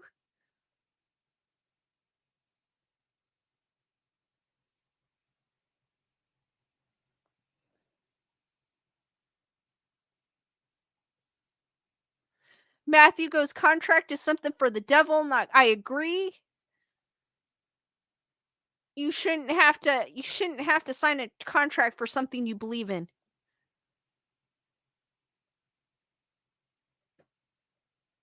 D Nice goes, I forgot if I told you about my high school friend's mom who reminded me of a Hispanic version of Carrie's mom. Filipino Catholic is slightly different from Hispanic. Both can be scary.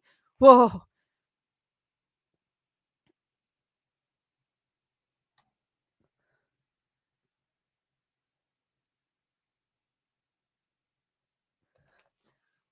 All right, guys, I'm going to open it up for questions. Ask away. You guys have any questions, criticisms?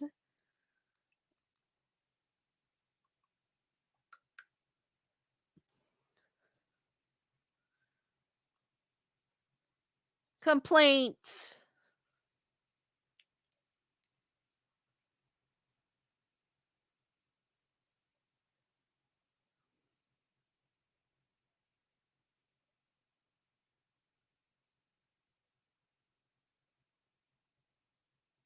Criticism? Complaints? D Nice goes, one day she picked us up from school. My friend was embarrassed because her mom shaved her. What? Really? That's crazy. Leonor goes, it's true. Growing up in certain ways, you think it's normal, but sometimes we grow up realizing this is wrong. And when you break through, it's the best accomplishment. True.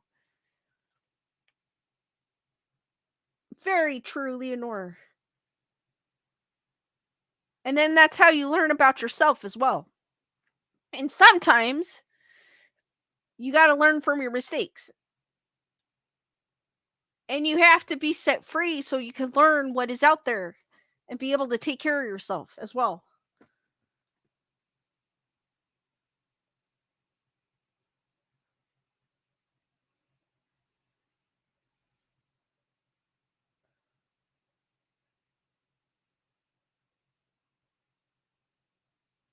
D Nice goes, she still scares me. Oh, that's scary though.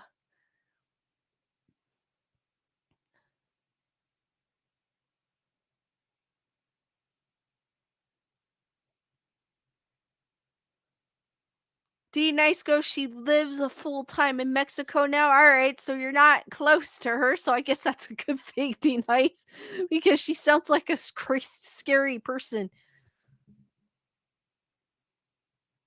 Matthew goes, hey aliens, if you're watching and in the chat, please reveal yourself and tell Scientologists Xenu never existed.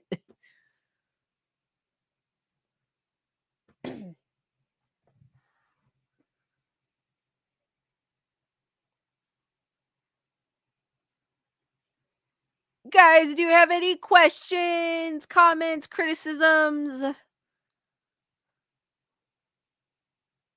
stories?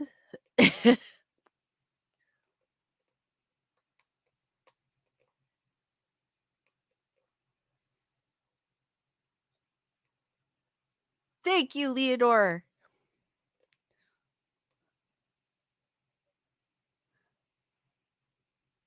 Daniel goes, I've seen my babysitter Spink with wire hangers, nose, and tuna cans for hours in the corner. I did do the tuna can for 20 minutes. Whoa, that's crazy, Daniel.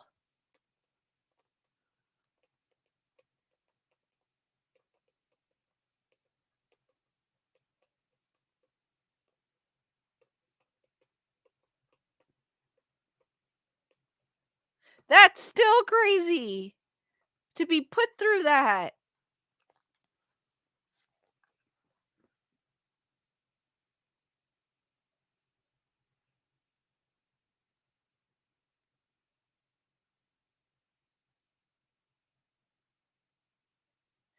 Thank you, Tyranna, with the thank you for another awesome stream.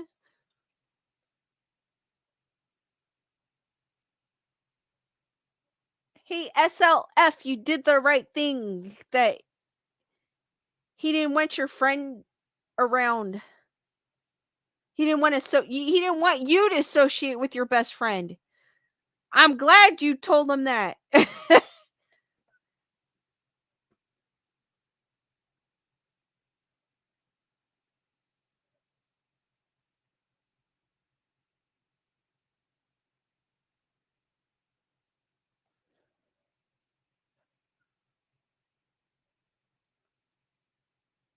Oh, D Nice is asking where the duck is. All right, the duck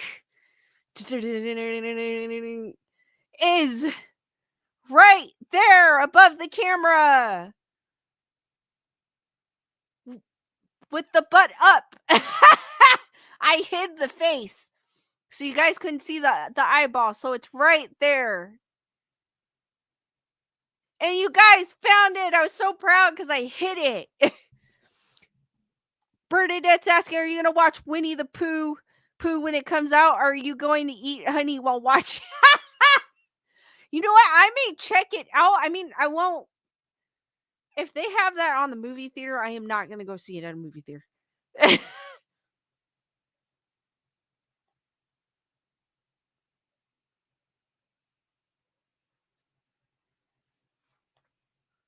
I'm not, but I'll give it, if it's on streaming, I will give it, I'll watch it.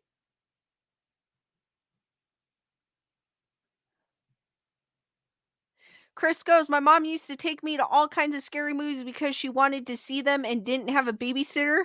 What? Matthew goes, it took most of the stream to find it. Your hide and seek game is on fire. All right, okay. I wanted to make it like super hard to find. So okay, I'm feeling I I think we're gonna go with Allie. Cause I think I like that one SFL. Allie the alien. Cause I already have Gary here. So Allie. I like the name Allie. I think I'm gonna keep it Allie. So Allie says hi, guys.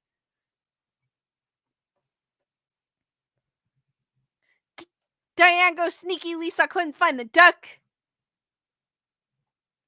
D Nice goes, I like that name too.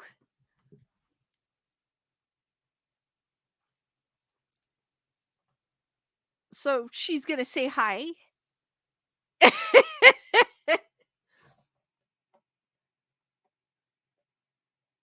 But Allie the alien is too big to hook up here, so she's gonna sit facing me.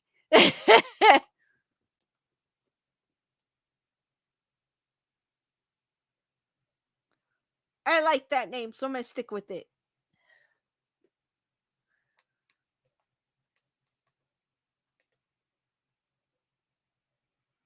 All right, guys, any last minute questions?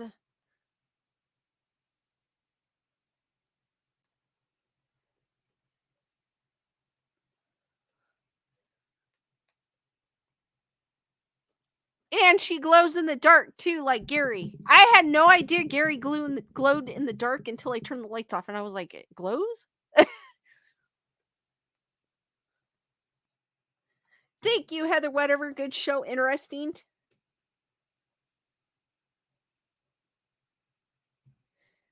Daniel goes, is a she curtsy Ellie? Leonore goes, how are you gonna to spell Ellie? I'm probably gonna spell it Ali.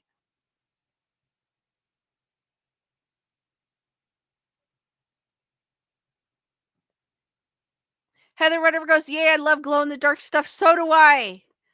I love glow in the dark stuff. I have my ring glows in the dark. D Nice goes, just that we appreciate you for brightening our days.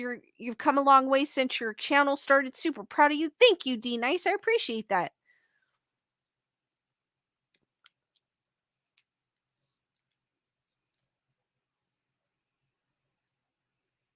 SFL Allie the alien.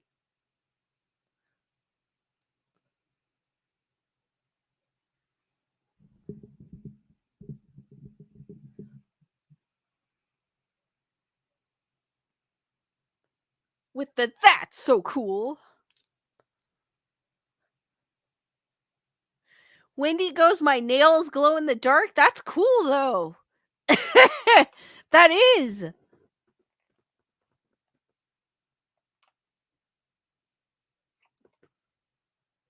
Tyrana goes, "Yes, so proud of you." Thank you, Tyrana. I really appreciate that too from you as well.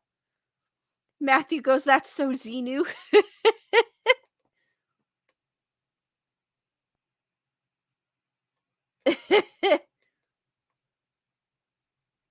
Leonore goes, "Used to love raves with mouthpieces that glow." They still have those, Leonore.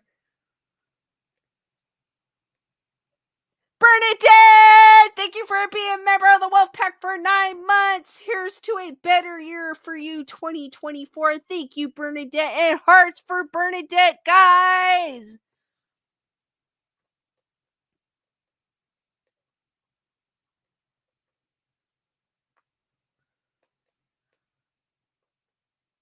Chris Barber goes, "They do sell glow in the dark polish. I've seen them."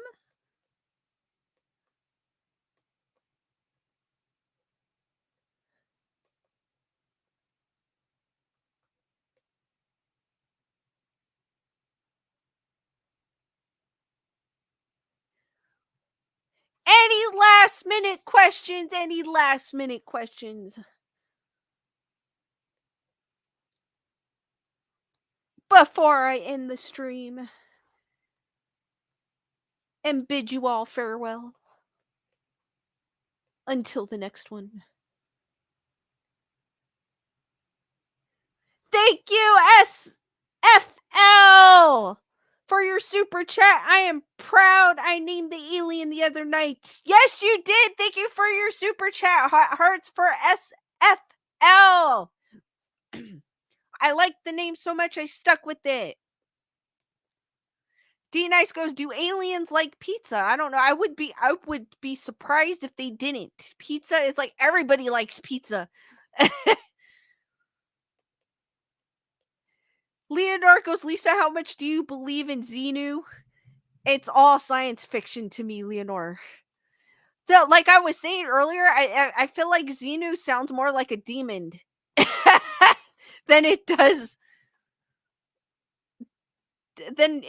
an otherworldly being in Scientology. That's just crazy.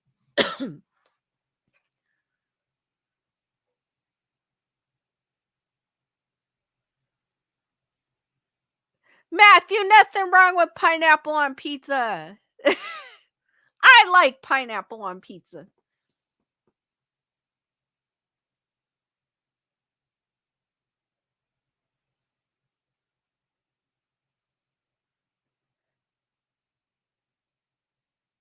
All right, guys. I am going to end the stream here. I will see you on the next one, which will be far from now.